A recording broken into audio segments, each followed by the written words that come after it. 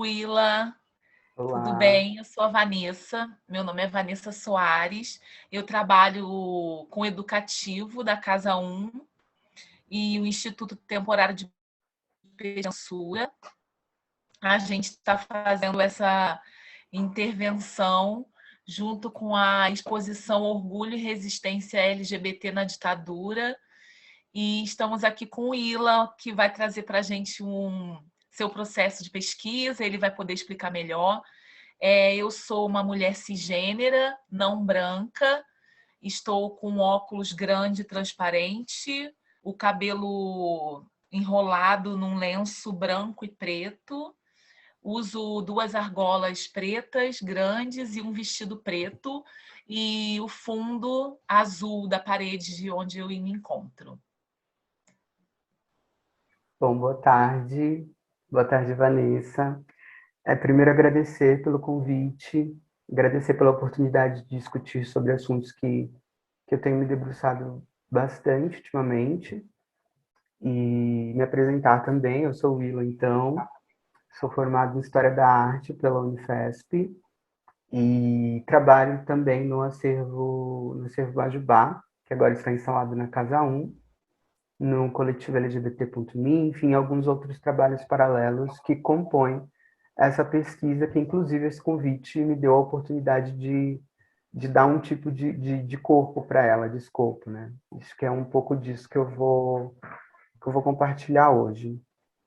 Eu sou uma bicha, eu sou preto, estou com cabelo crescendo um pouquinho, ele é crespo enrolado, e a minha barba também tá um pouquinho grande.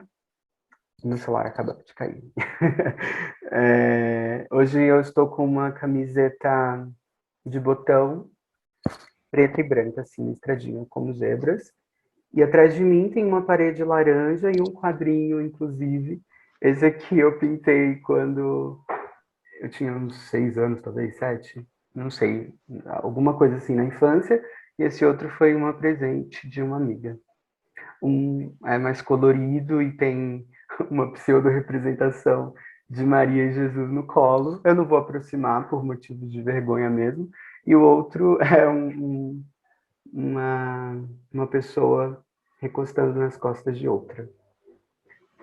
É, Acho que é isso. Eu começo já, Van? Sim, acho Tá. que podemos começar. Bom, primeiro quero dizer repetir que esse, é- esse tipo de pesquisa, essa investigação que eu tenho feito, ela acabou surgindo de muitos lugares diferentes. Não foi nenhuma iniciativa consciente e programada. Eu acho que as coisas foram acontecendo a partir dos envolvimentos que eu acabei tendo com alguns estudos e práticas relacionadas à história do movimento LGBT de São Paulo e a relação que isso tem com a cidade. Então, sempre gosto de pontuar o início da experiência no coletivo LGBT.me, porque a gente não está acontecendo agora por motivos de pandemia, mas em tempos não pandêmicos. O Etros, a Ana e eu realizamos uma espécie de passeio a pé pelo centro de São Paulo, passando por alguns lugares que têm a ver com essa história é, que a gente dá nome de história LGBT hoje, né? Então, eu acabei conhecendo, eu vou falar um pouco disso também no processo, na apresentação das imagens, acabei conhecendo muitos lugares, muitos envolvimentos históricos da história da cidade de São Paulo com a história do movimento LGBT, então isso me interessa bastante, que é perceber como a história de um grupo que é considerado subalterno, que é considerado uma minoria social, como que isso está inscrito também na história da cidade e como isso é negligenciado ou como isso é reaproveitado diante de algumas situações capitalistas. É, então é um pouco disso. Aí depois eu trabalhei no Museu da Diversidade, ingressei numa pesquisa no LGBT, no coletivo Bajubá, perdão, e onde eu tenho me debruçado mais ainda. E aí no Bajubá eu estou um pouco para além desse conhecimento prático das ruas, dos edifícios, dos lugares, estou me aproximando mais de uma pesquisa talvez documental, ou das fontes, enfim, figuras. Então, eu não vou dizer que o que vamos fazer hoje seria um tour, porque os lugares talvez sejam muito saltados ou muito distantes um do outro, nós não conseguiríamos fazer isso. Talvez um tour virtual entenda melhor essa iniciativa, mas eu acho que é mais uma explanação mesmo de como esse processo tem sido e os lugares que potencializam, talvez, o que eu quero evidenciar com essa fala de hoje à tarde. Eu compartilho agora uma imagem do Maps e ele tem ele tem 2 pontos, né, que criam um trajeto. Um deles se chama Cajazeira 7, Águas Claras, que é um bairro localizado em Salvador, na Bahia, que foi onde eu nasci, e o outro ponto é a cidade de Tiradentes, aqui na zona leste de São Paulo. Eu marco esses 2 pontos para começar, primeiro para evidenciar como a minha subjetividade histórica interfere também nesse momento da pesquisa, nesse processo da pesquisa. Então, eu nasço em Salvador, venho para São Paulo em 2009, e eu cheguei aqui, eu era uma adolescente ainda, então todo esse processo de descobertas ou de autoaceitação, de gostar de mim mesmo, de me relacionar com a cidade, eu acho que em São Paulo eu tive um grande espaço para essa experiência, né? Eu saí de Salvador bastante novo, né?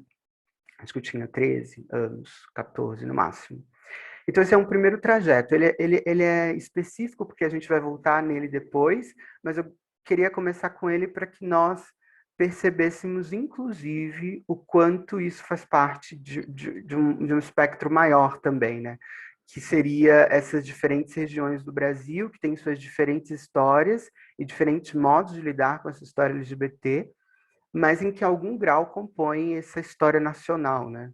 É que eu acho o Brasil tão extenso que essa coisa de história nacional às vezes parece um grande cubo para um espaço muito pequeno, sabe? Mas eu vou lidar com ela. Vou dar essa licença para gente. E aí, em seguida, eu trago uma imagem de um terminal de ônibus. Esse terminal de ônibus é da cidade de Tiradentes, que é o local que eu moro primeiro, quando venho aqui para São Paulo. Eu morei lá durante bastante tempo, inclusive, acho que uns 8, 9 anos eu morei na cidade de Tiradentes. E por que que eu tenho essa imagem, né? Eu apresento no Maps agora a imagem desse terminal. Inclusive, ele é uma imagem do terminal em 2017. Essa é uma das possibilidades, inclusive, que o Google Maps nos dá, que é transitar com a imagem desse suposto local, desse suposto não, desse local, é, naquele ano. O Maps é esse carro, né, que vai fotografando as ruas da cidade, enfim. Acho que existe um outro aspecto de leitura também para ele, mas eu vou usar a parte que nos beneficia aqui agora, que é isso. Eu tenho uma imagem do terminal de ônibus, uma arquitetura baixa, tem alguns ônibus dentro dele, muitas pessoas transitam na frente do terminal e dentro, a gente tem 2 motos, um carro parado, enfim. É uma imagem de um terminal de ônibus em pleno funcionamento.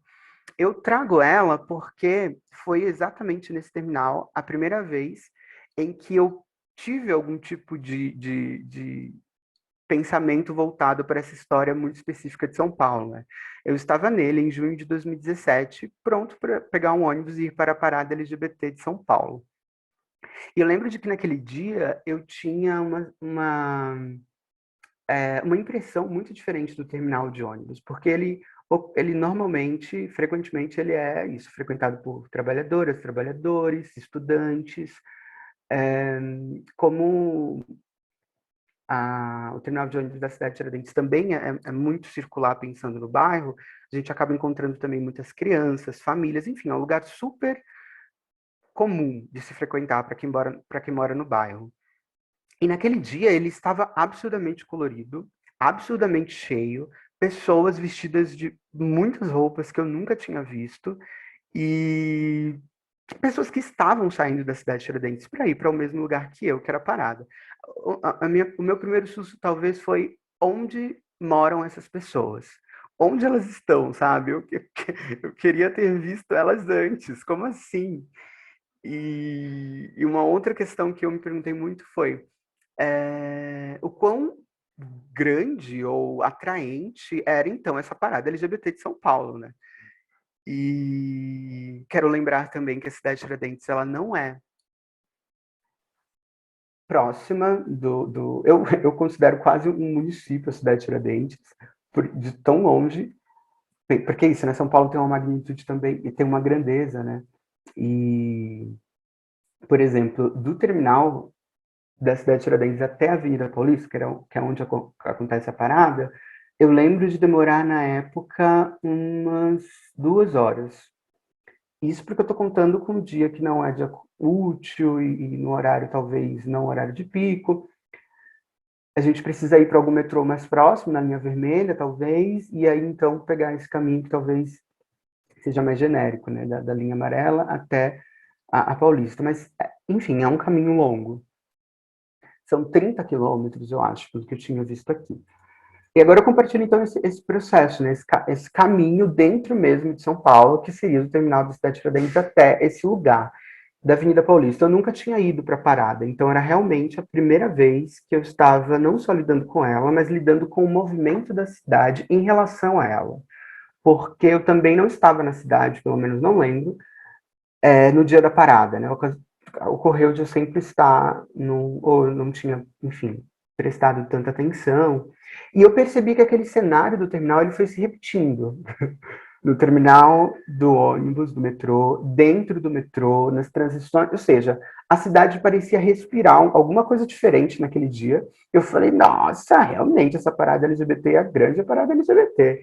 E é isso, fui, aquela coisa, né, a parada, uma coisa bem cheia, bem louca, e fiquei muito contente de ter participado, inclusive, mas depois disso eu fiquei com essa grande é, indagação sobre como isso se relacionava com essa história, né? Quando que isso começou a ser assim, enfim.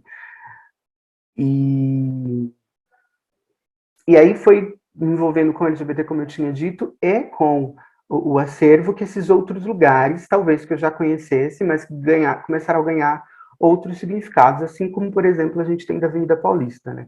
Apesar da Avenida Paulista ser um pouco metamorfose nesse sentido, né? Porque ela é um pouco de tudo. Ela é o lugar da virada, é o lugar do cotidiano, é o lugar dos shows comemorativos, mas de alguma maneira eu sinto que essa conectividade com o acontecimento das paradas e a Paulista, ele de alguma maneira se mantém, né? É um vínculo que não se desfaz quando o evento acaba.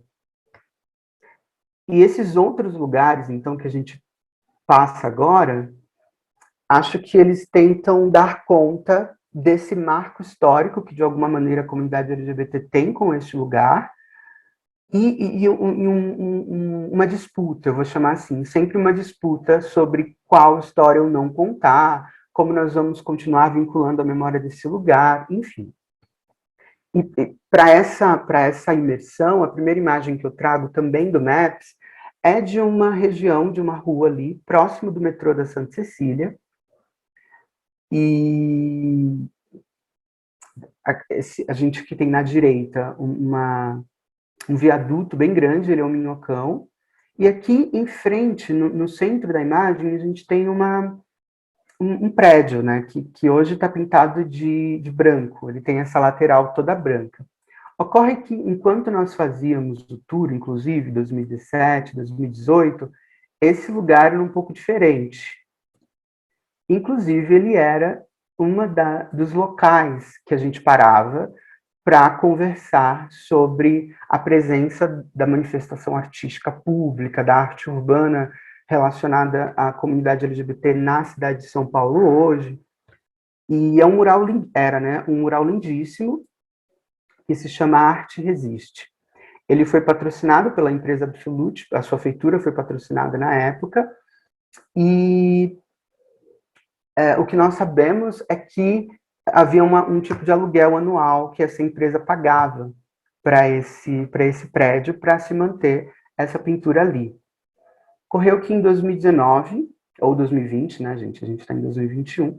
Em 2020, esse tipo de contrato ele foi desfeito. Então, o mural foi totalmente apagado, e é isso que a gente tem de lembrança dele hoje. são as fotos e o Maps. É, vou voltar nele só para a gente, vou tentar passar mais tempo nele para a gente ver algumas coisas que tem, né?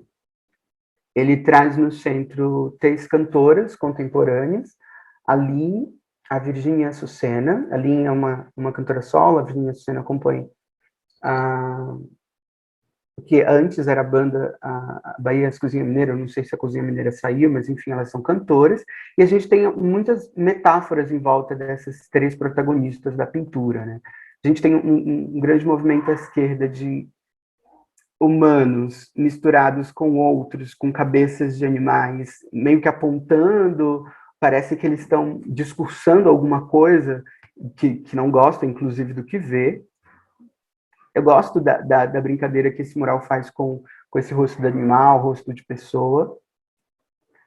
Aqui a gente tem, inclusive, um pouco acima dessa multidão que está um pouco revoltada, uma figura que tem uma cabeça de um veado, um tipo de paletó, uma saia e uma bandeira trans. Ela é um pouco a embaixadora, talvez, desse momento. Enfim, ele é composto por algumas simbologias que se referem, sobretudo, à experiência da transgeneridade, seja sobre a autoaceitação, seja sobre a relação dela com o público, com o cotidiano, né, com as pessoas. Então, pensando, por exemplo, resiste, ela vem nessa ambiguidade de significado, né? A arte resiste, assim como essas pessoas envolvidas com a arte que têm esse discurso estão resistindo também. Eu fiquei bastante pesaroso quando o mural foi apagado, confesso. E é claro, né? É um prédio privado, inúmeras questões aí, mas eu acho que isso nos permite começar a pensar, por exemplo, quais tipos de memórias que estão sendo estabelecidas que a gente consegue manter ativas ou manter vivas, né? Do quanto é perigoso, inclusive, que esses registros ou que essas manifestações, esses marcos, reivindicações, eles sejam a partir de um sistema de negociação que envolve o aluguel, por exemplo, ou o neoliberal para a produção, e a gente simplesmente perde algum dia assim qualquer, quando a gente voltou naquele lugar, né?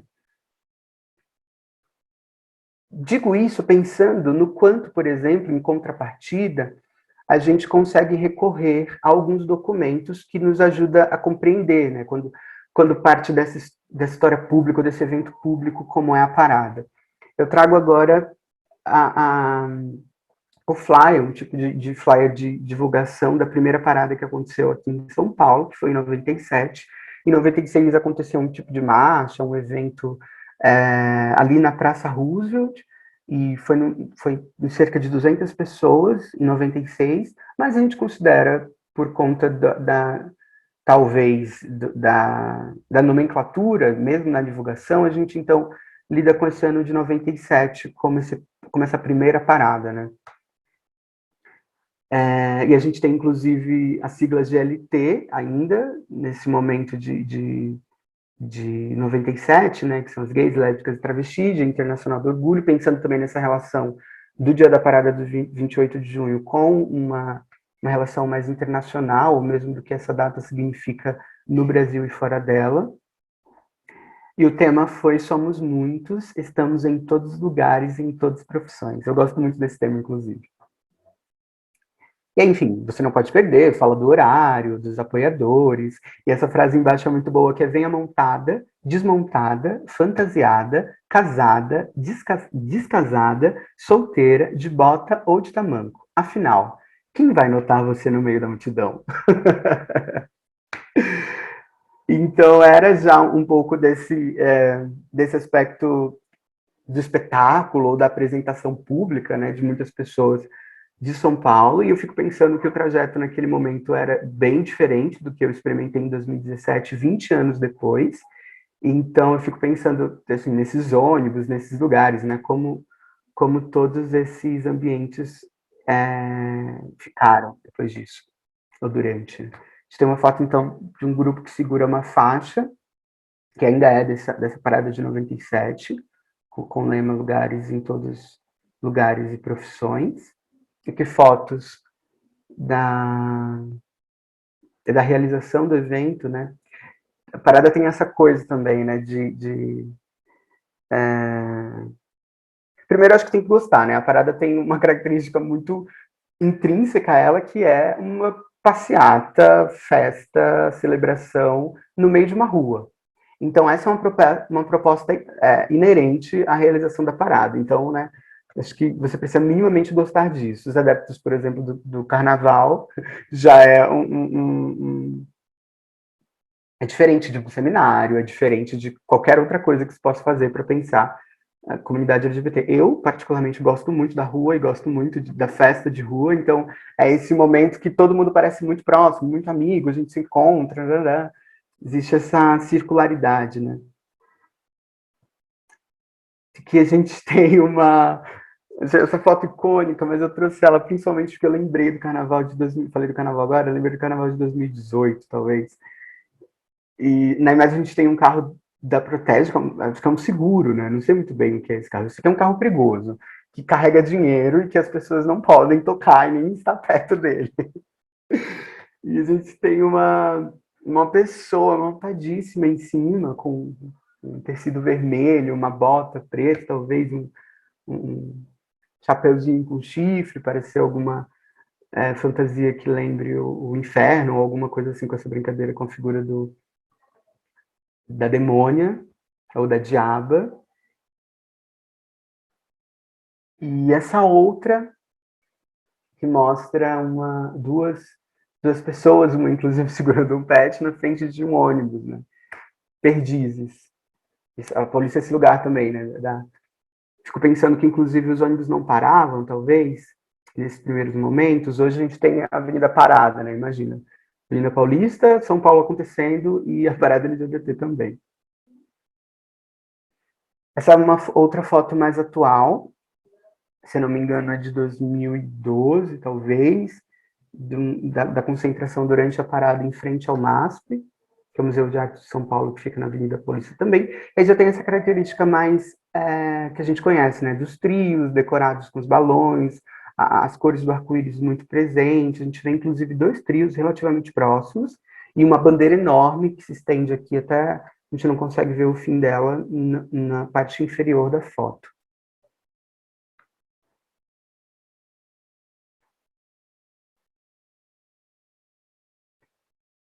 E, enfim, essas outras fotos são ainda sobre essas imagens mais contemporâneas, né? Como acontecem dos anos 2007, 2008 para cá. Enfim, a gente tem fiz esse grande parêntese na parada, justamente para que a gente reacionasse esses outros modos de reivindicar esse espaço da memória neste lugar, né?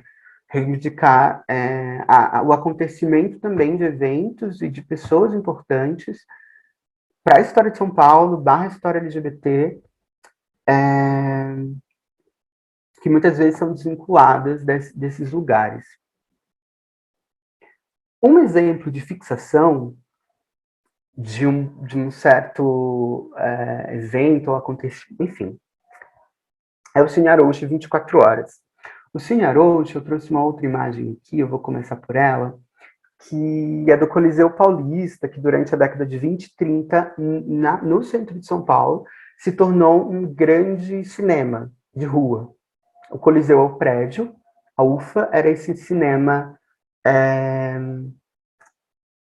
cinema de rua, que no século XX, a década de 30, 40, enfim, até mesmo próximos ao surgimento dos shoppings, o cinema de rua era um grande evento, né? Frequentá-lo, inclusive, significava ter um status, né?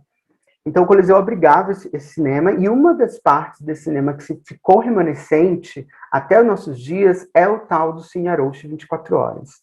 E como isso aconteceu? Com o surgimento dos shoppings, na década de 90, esses espaços do cinema de rua, eles começaram a ser menos valorizados do que os cinemas que estavam inclusos no complexo do shopping. Isso acabou fechando muitos deles, ou apresentando um outro tipo de público, né? Apresentando outro tipo de trabalho para esses lugares, que são a exibição de filmes pornográficos para maiores de 18, e aí o Cine 24, Aroche 24 Horas, inclusive, se tornou um desses espaços remanescentes do cinema de rua. No centro de São Paulo a gente tem muitos outros, né? Mais próximo ali da Praça da República. Enfim, existe um... Mila, Oi? você me ouve? Sim. Esse complexo de lojas e todo em volta do cinema a foto anterior? É onde acontecia ele? Estava? Provavelmente, o Cine Arouche, ele fica aqui, hoje. Sim. Eu não consigo afirmar que, por exemplo, seria essa porta do cinema. Eu sugiro que seja mais essa, aqui na esquina, por causa do nome. Mas, por exemplo, aqui poderia ser uma outra entrada para esse mesmo lugar, porque é um prédio só, né? O Coliseu. Eu nem estou perguntando enfim, qualquer coisa, Ivan, é só falar, tá? Tá bom, a gente vai interagindo aqui. Por favor. E aí eu acho que é isso, ele não sei dizer, mas me parece um remanescente muito direto com o Coliseu, né? Com esse cinema de rua que estava ali. Tanto pelo prédio, quanto pela história, que existe esse desenrolar dos cinemas de rua acabarem optando pela exibição de filmes pornográficos. O que acontece é que, exatamente durante a história LGBT de São Paulo, ela é muito inclusive em volta à vida noturna de São Paulo. Então a gente tem muitas conexões com as grandes festas ou com os grandes eventos. Augusto, por exemplo, é esse lugar que traz uma relação histórica com as festas LGBTs muito próxima. A Boca do Luxo, a Boca do Lixo, uma relação mais próxima do centro antigo de São Paulo, ali no Largo São Bento, ou mesmo Anhangabaú, depois com a Boca do Luxo. Enfim, todos essa relação lugar e história, pensando na comunidade LGBT, a gente tem uma grande protagonismo nas noites, né? Nos eventos. E com o Cine Arouche, ou com os cinemas pornográficos de rua, isso também aconteceu de alguma forma, porque por exibirem os filmes pornográficos, esses espaços acabaram sendo os lugares onde as pessoas que assistem praticam sexo. E nesses cinemas, habituou-se ou convencionou-se de que isso faz parte dele. Então, não existe nenhum tipo de supervisão, por exemplo. E é isso, eu acho que está tudo ok, né? Se todo mundo que está participando entende quais são esses códigos, essas regras, é isso que está acontecendo. Para a comunidade LGBT, o que isso tem a ver com a comunidade LGBT? Porque são exatamente esses espaços que atraem, sobretudo, homens homossexuais, viados, gays, enfim, para flertarem, para transarem com outros caras, para se sentirem desejados, para desejar outras pessoas. Bom que a gente pense esse lugar muito relacionado com uma espécie de possibilidade, né? Eu não tenho outras oportunidades, ou não tenho outros... E, claro, eu estou pensando isso na década de 60, 70, enfim. Estou me referindo mais a esse momento, porque atualmente o Cine Arouche, para a comunidade LGBT, ele acaba tendo, estou me referindo ao Cine Arouche, mas enfim, aos filmes, a esses espaços no geral, eles acabam tendo esse marcador da sexualização para a comunidade LGBT.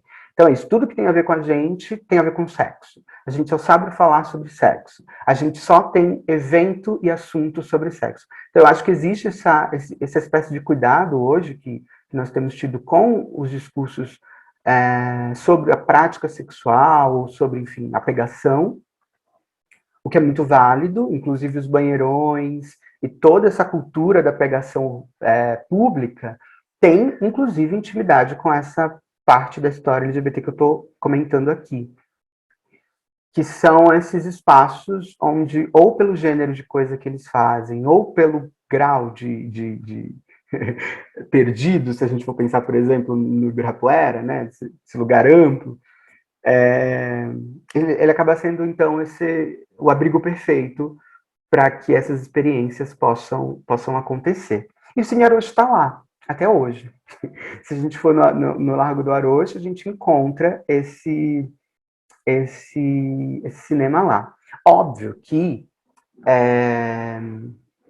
se eu for perguntar para, sei lá, o atendente ou atendente do Cine Arouche sobre a relação do Cine Arouche com a comunidade LGBT, enfim, eu estou fazendo esse puxão, né? Sou eu quem estou. Não existe uma placa lá falando Cine Arouche, que talvez seja uma coisa que eu vou falar até o final, sobre a necessidade, talvez, de um marcador desses lugares para a gente não desvincular essa história, né? Não desvincular esses processos. E, mais uma vez, não é porque eu opto ou não pelo sexo no cinema. Não é sobre gostar ou não no sexo no cinema. É sobre um dado, é sobre uma evidência histórica que nos mostra um tipo de comportamento da comunidade LGBT dentro da sua própria história, que é também a história de São Paulo. A gente acabou de ver, por exemplo, com este exemplo.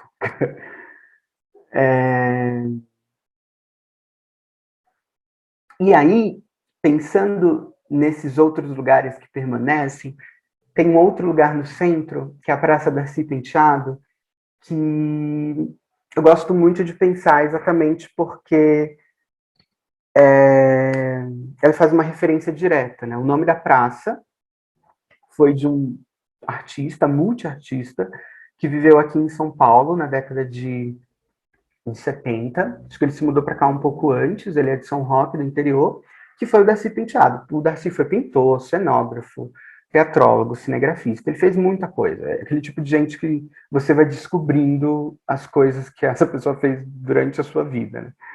E ele se envolveu inteiramente com a defesa política da, da comunidade homossexual, como se chamava na época, né? Ele... É óbvio que esse momento também é um momento do levante das minorias frente à opressão da ditadura. Então, existe uma organização minimamente coletiva sobre apontamentos. O Lampião já existia, inclusive, aqui no sentido de circulação. Então, existia uma espécie de mobilidade coletiva já, e o Darcy estava inserida nela. Essa é a questão. Ele foi importante nesse sentido. Ele relacionou as publicações, por exemplo, de obras dele com a defesa da comunidade homossexual. Ele dizia isso abertamente. Ele participou das reuniões, por exemplo, do Lampião, da organização do Lampião da Esquina, enfim. Ele morre em 89, e em 91, 2 anos depois, essa praça recebe o nome dele. A gente tem uma outra questão que é, talvez, o desconhecimento de algumas pessoas que conhecem o Darcy Penteado, por exemplo. Eu sou da história da arte, né? Então, eu ouvi falar do Darcy antes, eu ouvi falar do Darcy artista antes do Darcy homossexual. Eu ouvi falar do Darcy envolvido com a produção do teatro, com a cenografia, muito antes de perceber ou de ver as coisas que ele tinha sobre a comunidade homossexual da época.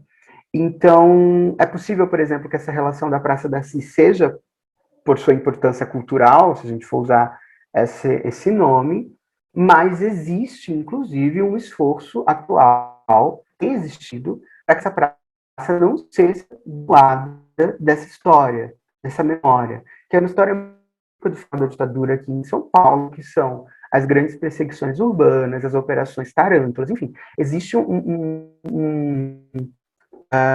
bloco histórico específico que acontece aqui na década de 80, e esse cara estava inserido no estudo pensando na comunidade homossexual, nas pessoas, né? E aí eu trago, inclusive, depois, fotos de ativistas ou de pessoas envolvidas com o trabalho da defesa da comunidade já LGBT aqui nesse momento. Essas fotos são de 2014, 15, por aí. E essas pessoas, então, num dado momento, essa praça ela é abandonada. Então, abandonada no sentido de não ter cuidado, podar as plantas. Enfim, ela era um lugar de passagem no centro de São Paulo. Então, esse grupo de pessoas resolveram eles próprios se organizar para que essa praça fosse revitalizada. Então, uma equipe de pessoas que tanto conheciam a história do Darcy ou conheciam a história da praça, enfim, e participavam desse trabalho da, com a comunidade LGBT, seja através da Associação das Paradas, seja através do espaço que o governo do estado estava dando, seja através de ONGs, enfim, pessoas que já estavam previamente envolvidas, então fizeram um mutirão e fizeram essa limpeza, essa revitalização na praça, com esse intuito exatamente de que ela não fosse primeiro abandonada, no sentido físico da coisa, mas que também a revitalização ela fosse simbólica, no sentido de resgatar essa história, cuidar dessa memória, que agora está ali institucionalizada em formato de praça, para que ela não se perca, para que ela não se esvarie, né? E para mim foi um dado tão absurdo, assustador. Eu lembro quando eu fiquei sabendo dessa praça, que eu lembro de passar muitas vezes e conferir o nome da praça. Nossa, sim, tem uma praça chamada Darcy Penteado. E é mais ou menos mais perto de onde? Eu não estou conseguindo. Ai, eu não falei, né? Ela fica entre a Praça da República e entre a Praça Roosevelt. Ah, tá bom. É meio perto do Copan ali, não é? Exato, em frente ao Estou Copan. identificando. É. Sim, sim. Beleza. E é isso, né? Eu passava e olhava, nossa, sim, Darcy Penteado, não é mentira. Desse vestígio histórico que fica, né? E aí a gente, enfim, já é o terceiro, né? Se a gente for pensar nesses outros modos de permanência da história LGBT dentro da própria cidade, seja através da Avenida Paulista, seja através do mural que é apagado, seja através do Sinharoche que permanece com outras pernas, talvez com outras lógicas, mas que tem uma relação, ou mesmo por meio dessa praça, que carrega o nome, mas que é isso. Ela acaba sendo mais uma praça, né, que a gente está passando ali. E aí, mais uma vez, eu volto para a necessidade de... Será que não seria importante pensarmos em marcadores desses lugares, sabe? Uma placa mesmo, tô falando de concreto, óbvio, tô falando de uma ação junto com o governo do estado, né? Mas, enfim, para que esses lugares, eles sejam... nós estamos marcando território, para que isso não vá se perdendo. Fico muito contente e feliz com as conquistas que nós temos contemporâneas, mas eu me preocupo bastante também com essas permanências que podem, que devem, né, continuar. E aí, nesse sentido, eu trago aqui em seguida um mapa, né? Eu vou tentar abrir ele inteiro. Não, acho que eu pulei. Tem um outro evento, desculpa, gente. Próximo ali ainda no centro, né? No centro de São Paulo. Eu vou pôr aqui no Maps para a gente ter uma noção. Se chama Rua Martinho Prado.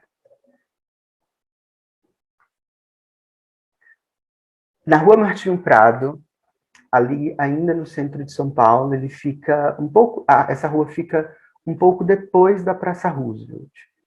Entre, talvez...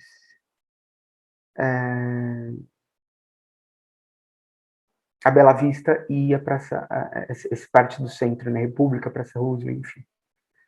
Nessa rua aqui, na Rua Martinho Prado, existe um bar na década no século XX, né, para não errar a década.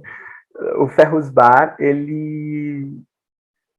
enfim, ele tem uma história própria, ele já existia, ele era um lugar de reunião de muitos coletivos ou grupos de esquerda durante a ditadura, enfim, existia uma grande concentração desse bar para uso político já, e ocorreu que durante a década de 60 e 70, muitas mulheres, sapatão, lésbica, começaram a se reunir nesses lugares também para debater, seja sobre o posicionamento político das lésbicas diante do Levante das Minorias, que eu tinha comentado antes, seja para a própria reunião e conversa de coisas específicas sobre a especificidade da mulher lésbica dentro da comunidade homossexual, como se chamava, e um fruto direto disso é o boletim Xana com Xana, que elas distribuíam na época, inclusive já digitalizado pelo Acervo Bajubá. Agora eu acho que o site do Acervo está em manutenção, mas no site a gente consegue ter acesso à digitalização desses periódicos. Ele era um desses instrumentos, né, por onde essas mulheres circulavam essa informação, esse debate, né? Elas participavam do GALF, que é o Grupo de Ação Lésbico-Feminista, e esse lugar é muito lembrado por um evento que acontece no dia 19 de agosto. Que essas mulheres, elas são proibidas ou questionadas, enfim, elas são barradas de frequentarem esse espaço, seja pela venda do Xana com Xana, que é uma hipótese bastante possível, seja pelo fato delas serem quem são e conversarem sobre o que conversam, enfim, o fato é que elas, em um dado momento, elas são impossibilitadas ou barradas de frequentar esse espaço. E acontece no dia 19 uma ocupação nesse lugar, protestando, dizendo por quê. Não há motivos para que a gente saia desse bar. A gente está aqui também comprando, bebendo, a gente está fazendo as mesmas coisas que todo mundo, então não existe justificativa para que essa expulsão seja direcionada. Enfim, o fato é que esse momento ele ficou bastante, bastante, principalmente para as pessoas que estudam esse momento, que é chamado, né, do movimento homossexual, tanto que ele leva o nome de Stonewall brasileiro, que é esse momento de uma reunião reivindicatória e reativa, né, contra uma proibição direta, pensando numa LGBTfobia, numa homofobia, como se chamava, lesbofobia, né, mais em específico. E é esse grande momento, né? Então, outras pessoas vieram também participar, que acabavam conhecendo a ação dessas mulheres. Aqui a gente tem, inclusive, né? É que quem não conhece o Raymond não vai entender, mas a gente tem um garoto aqui, participante desse evento, que é a cara do Raymond, que é um dos fundadores do Acervo Bajubá, né? Quando ele me mostrou essa foto, eu falei, nossa, eu acho que é você, o grande vampiro do... E aí eu trouxe essa imagem, eu estou comentando, desculpa, sobre uma fotografia do dia da reivindicação. Então a gente tem aqui um grupo de pessoas, é uma fotografia com 6 pessoas em evidência. A gente tem, não tão no centro da foto, mas no centro da cena, uma mulher segurando uns papéis, que eu não duvido que seja o Xana, e com o dedo... É o exato momento em que ela está discursando sobre alguma coisa, em que ela está reivindicando alguma coisa, e essas outras pessoas, então, elas escutam, né? A gente vê outras pessoas no bar também. O bar, enfim, estava funcionando. Trago uma imagem do Xana com Xana, número 11 dela. Estou tentando tirar essa coisa aqui da frente. Acho que eu vou abrir. Melhor.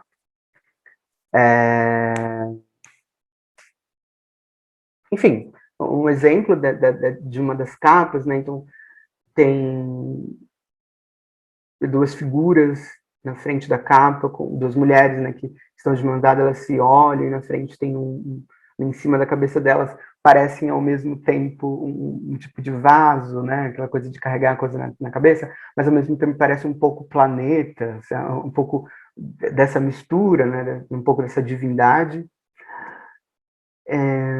Enfim, sobre o aspecto dessa revista, né. Repito, eu acho super importante conhecê-las, né? Essas fontes, elas são o que vai nos dizer o que é essa gata aqui, sabe? Sobre o que ela está falando, né? Que lugar é esse? E o Ferrous Bar hoje ele não existe mais e eu não encontrei ainda. Se alguém que está me ouvindo sabe onde foi exatamente o lugar do Ferrous, me fale, porque a gente tem essa referência da Rua Martinho, mas enfim, é isso. A gente não tem esse marcador hoje, né? Mas fico num duplo de feliz e insatisfeito também, que bom que o ferro chegou até mim. Eu nasci depois dele ter existido, desse evento do ferro ter existido, e eu sei dele hoje, então esse ponto é muito importante, mas gostaria muito que houvesse alguma coisa mais direta, né? Não sei. Meu Capricórnio puxa para essas concretudes. E aí, depois do Galf, no Ferros Bar, do Xana com Xana, antes de finalizar, eu tentei fazer uma brincadeira para que a gente pense, então, é isso, nós temos esses marcadores, esses lugares de São Paulo e dessas envolvimentos da história LGBT com os lugares, mas a gente tem também muitos lugares contemporâneos que estão preocupados com essas questões, né? Então, a gente tem uma concentração aqui do centro de São Paulo. Esse é um primeiro dado, talvez, sobre essa imagem. Eu destaco aqui o cursinho Transformação, o Centro de Referência da Diversidade, o CRD, o Museu da Diversidade Sexual, que fica ali na Praça da República. O CRD e o cursinho, eles ficam um pouco ali próximo da praça. O cursinho Transformação muito mais próximo do Sesc. Eu não vou lembrar exatamente o nome das ruas agora, desculpa. Porque, inclusive, eu coloquei as imagens em cima das ruas. Né? Mas o CRD é Major Sartório, né? Isso. Se eu não me engano. É isso mesmo. Inclusive, a praça é bem na esquina do início dela, não é a Praça do Penteado ali. Exato, exatamente. A Praça do Darcy é no começo da rua.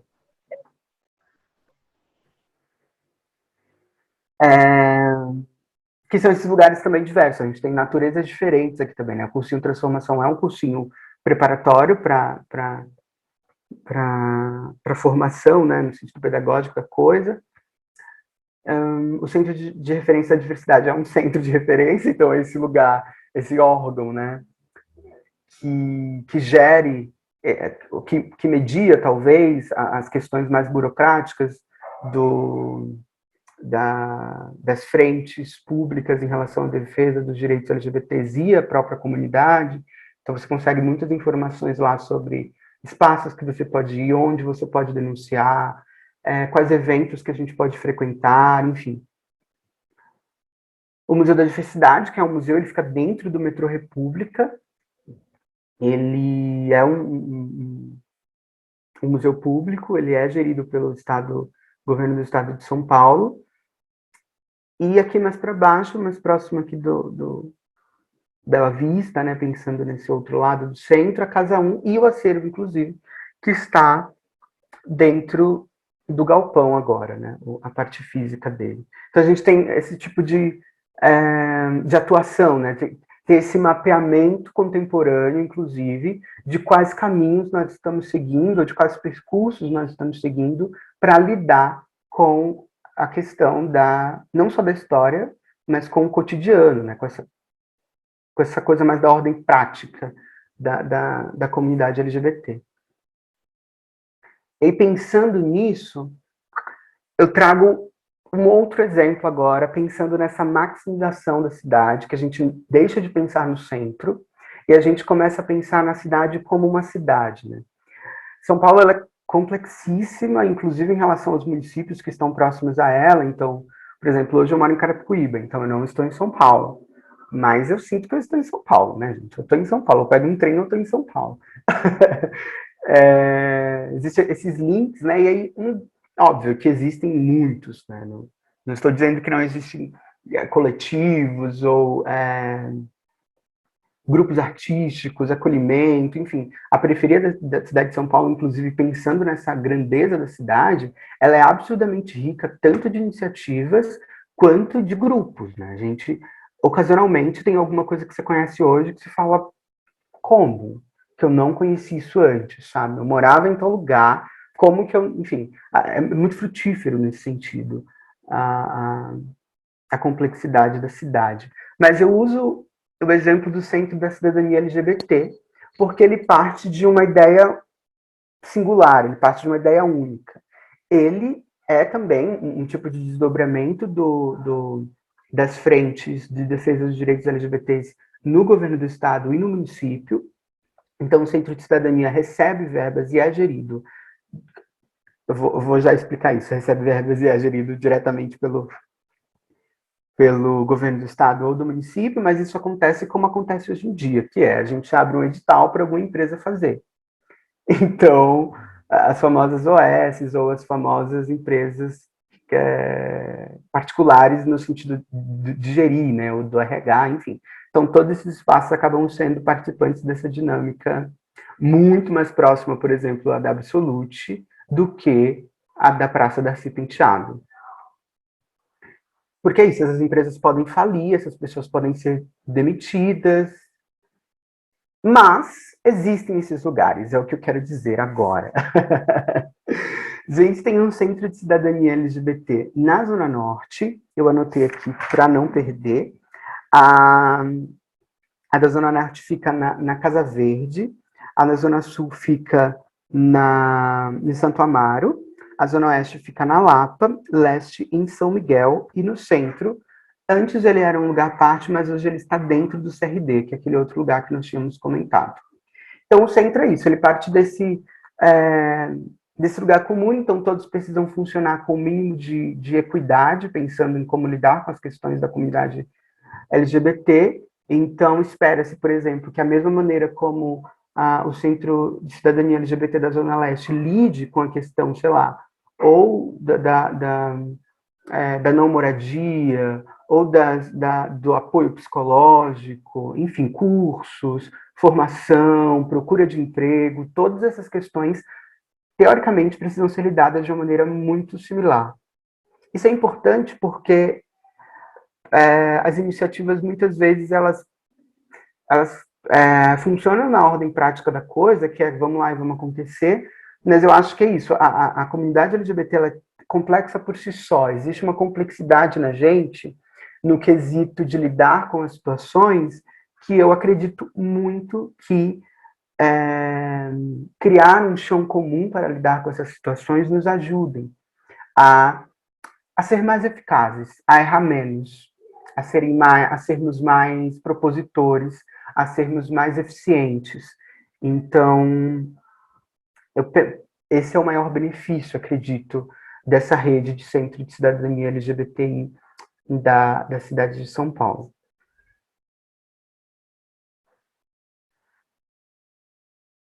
E, nesse sentido, pensando de novo nesse mapa, né, de descentralização dos acontecimentos da história LGBT, ironicamente, em 2017, ocorria na cidade de Tiradentes a primeira parada LGBT da cidade de Tiradentes.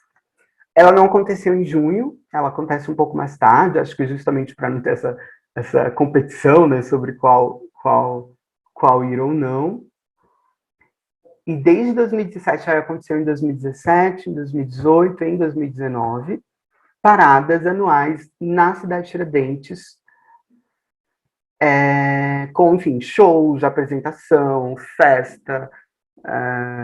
E aí, tudo que eu tinha visto no terminal, naquele dia de 2017, se expandiu para o bairro, né? Assim, o bairro tem uma avenida muito, talvez a principal, que se chama Avenida dos Metalúrgicos, e ela é esse grande palco dessa passeata, né? Eu trago agora, então, fotos desses eventos, né?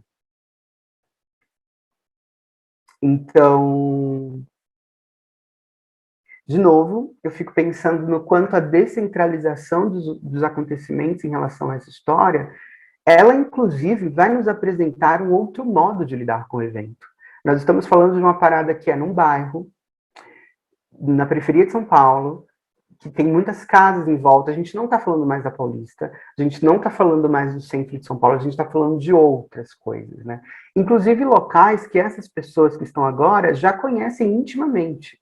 Os bancos, as ruas, as árvores, né? A cidade de Tiradentes é muito arborizada, inclusive, as árvores, as praças. Então, eu acho que existe uma intimidade com o espaço que possibilita, inclusive, que essa parada, que esse momento de manifestação pública, ela seja de caráter íntimo, né? Ele seja de caráter próximo, de caráter, poxa, eu faço esse mesmo caminho para ir para a escola, sabe? Eu estou agora montada aqui fazendo ele. Nossa, eu faço esse mesmo caminho para comprar pão. Agora eu estou aqui, sabe, com a coroa do Burger King segurando uma bandeira enorme da arco-íris e meus vizinhos estão vendo, e a moça da farmácia está vendo. Eu acho que transmuta a experiência da parada LGBT e eu não vou dizer adapta, eu vou dizer inclui. Ela, de novo, cria um chão comum para essas pessoas que estão aqui, que, enfim, podem ter ido em junho na Avenida Paulista, mas também estão aqui, no próprio bairro depois. E aqui a gente tem um banner, né, da divulgação da primeira, que foi em 2017.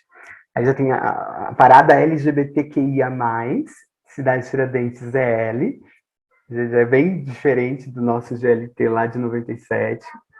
E o tema foi Todas as Formas de Amar. Aconteceu em setembro, estava em dúvida. E agora, vou para finalizar mesmo, eu faço um outro processo de regressão, que é eu começo com o mapa, pensando na cidade de Tiradentes e Salvador, cidade de Tiradentes e Cajazeiras, São Paulo, Salvador, que eu vim de lá, né, para cá, e nunca mais voltei, só para passear e tal, mas é isso, eu ainda moro aqui. Mas, ironicamente, no Acervo Padibá, neste momento, eu estou estudando 2 grupos que são de Salvador. Então, houve esse deslocamento simbólico, talvez, da minha residência aqui em São Paulo agora com essa história mais pensando em Salvador. E aí, eu tô exatamente no momento de pira de tudo que eu passei aqui em São Paulo, pensando nesses lugares em Salvador, né? Tudo que eu ainda estou descobrindo aqui, mas pensando também essa sociabilidade lá. Os 2 grupos são o Adé Dudu e o Quimbanda Dudu. O Adé surge em 81 e o Quimbanda em 95. Inclusive, os boletins do Quimbanda Dudu estão todos disponíveis também no site do Acervo. Então, assim que ele voltar no ar, dá para consultá-los por lá. E o grupo do Adé Dudu, que inclusive esse ano faz 40 anos. A fundação do Adé foi em 14 de março, inclusive, domingo exatamente, eles fazem 40 anos, eles estão preparando eles, eu digo, remanescentes do grupo mesmo, pessoas que estiveram lá e, isso, montaram, fizeram reunião, faziam coisas, publicação, as pessoas aí estão se reconectando. Tive o imenso prazer de conhecer um deles, estou conhecendo, né, que é o Wilson Mandela, a gente tem conversado bastante e feito, inclusive, entrevistas e conversas para gerar material também para o acervo, então acessibilizar como esse grupo surgiu e quais importâncias que ele teve ali para o cenário específico de Salvador, e foi muito lisonjeado pelo convite de participar dessa comissão organizadora do evento, né? Então, 40 anos, gente, tipo, eu nem, né, minha mãe nem, em 81 a minha mãe tinha 5 anos. Então é muito chão, né? É muita coisa. Eu fico muito, muito feliz de fazer essa regressão simbólica a Salvador, e aí usando mais uma vez essa coisa do trajeto por dentro do mapa do Brasil, do quanto esses lugares acabam sendo ou não conectados por essa história, e quais histórias específicas eles acabam revelando, porque, mais uma vez, repito, eles possuem uma intimidade com essa história da cidade. Completo aqui. Que maravilhoso! É lindo essa coisa de você voltar a Cajazeiras agora para investigar isso, né? Para investigar esses grupos e poder estar próximo, porque você sai de lá completamente ainda sem essa noção, criança praticamente, 13 anos, e volta agora com outro olhar. Que lindo. Sim, Eu tenho uma coisa assim de pensar, né? Você falando isso e como me traz muitas memórias, porque eu não sou de São Paulo também, eu sou do Rio, mas estou em São Paulo tem só 2 anos, vai fazer 2 anos. Mas em 2013 eu estive aqui, na verdade, assim, eu nasci em São Paulo e fui morar no Rio com 2 anos de idade. E aí não voltei nunca mais e voltei em 2013. Nunca tinha visitado São Paulo. E eu vim para fazer um curso. E a menina que me recebeu mora na Rego Freitas. Rego Freitas ou de Freitas, não sei, né? Ali no centro. E quando eu cheguei nessa rua, que foi assim que eu cheguei em São Paulo, eu pensei, gente, o que está acontecendo? Onde eu vou ficar? Porque pensei, nossa, né? Uma rua potente na madrugada, na noite e tal. Eu lembro que eu cheguei à noite. E beleza, e ok, fiquei lá na casa dela e tal. Quando eu voltei para cá, né, para morar em 2019, no carnaval de 2020, eu fiz o percurso com Revolta da Lâmpada, com um bloco. E foi inacreditável, assim, porque é isso, a gente vê a história da cidade de outra maneira. Eu pensei, eu nunca ia imaginar que eu ia conhecer esse percurso que desceu a Consolação, né? Aí lá embaixo entrou na Rego Freitas e foi até o Aroche. E assim, o que a galera ia contando e o que ia sendo dito e como ia sendo mostrado, né, o bairro e os monumentos foi inacreditável para mim, assim. E aí, quando eu passei na Rego Freitas, eles falaram muito sobre a rua, explicaram toda uma história. Eu falei, caramba, assim, como isso faz mais sentido, né, para o meu corpo, faz muito mais sentido para mim, faz muito mais sentido por que eu fiquei tão querendo saber tanto sobre aquela rua, como ela me tomou tanto lá em 2013, né? É muito lindo pensar nesse outro trajeto, em como a nossa história vai se construindo em cima de uma história montada ali, daquele concreto, que parece que não muda, mas como a gente vai construindo outra cidade a partir da nossa experiência de tudo, né? Da nossa experiência de diversão, tudo que o nosso corpo vai traçando assim.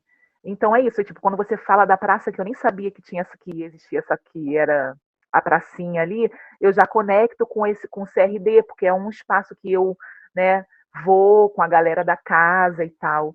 Como isso faz mais sentido para mim, é muito louco como isso faz mais sentido para eu poder viver em São Paulo.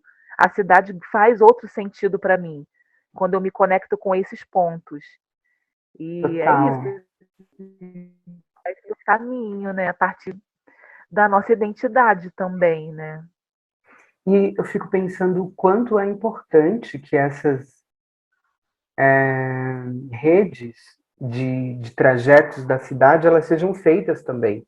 Porque a gente, inclusive, Sim, insere ela dentro de um complexo, né? É isso, o CRD não está sozinho. O CRD tem ali o cursinho trans, formação, tem a Praça Darcy, tem o museu. sim, Enfim, a gente pois é. relaciona esses lugares. Que lindo, amei, Willa. Que bom, né, a gente poder trocar dessa maneira. Eu Que também gostei muito. Repito, foi uma oportunidade de conseguir dar um corpo para esse acúmulo de coisas que acabei sim, tem tendo. muita coisa ainda, né? Tem. Quanto mais mexe, mais coisa tem. A gente vai se despedindo aqui, então.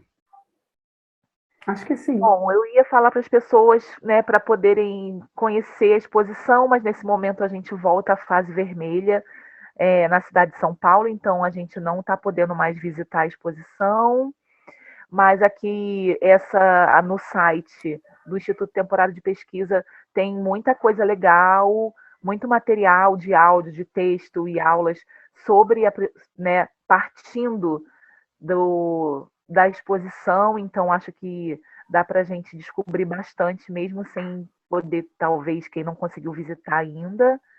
Temos o acervo Bajubá também no Galpão, que fica na rua Dona Irã Barbosa, 153, acho que 151, alguma coisa. Não lembro. Mas nesse momento a gente também não está recebendo visita, mas em breve, né, quem quiser estar pesquisando, visitando lá para poder mexer nesse acervo é bem-vindo. Só procurar as nossas redes e vamos construindo isso. E obrigada, que bom te conhecer mesmo por aqui. E em breve espero que a gente possa se ver pessoalmente, né? Sim, por favor. Um beijo, eu agradeço muito por você ter aceitado o nosso convite. Um beijo, boa tarde, obrigada mais uma vez e tamo aí junto. Que bom.